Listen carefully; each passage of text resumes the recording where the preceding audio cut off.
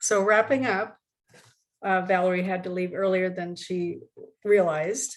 I just wanted to show you my card. It's not quite all done yet, but I definitely know what it's about. And I am one who is feeling my freedom.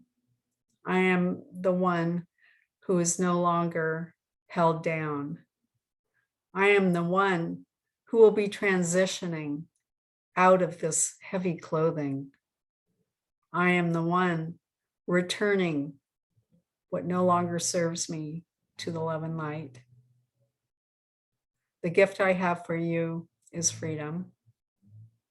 The message I have for you is enjoy and remember to be playful and to increase that energy of joy and playfulness and childlike wonder that allows you to ascend, to get your feet up off the ground. Well, thank you, everybody. This was November 16th, online open studio for SoulCollage. And I hope to be doing these a lot more frequently for donation or free of charge for 90 minutes. All right, take care.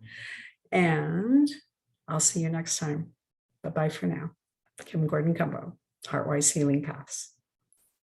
Have a good one.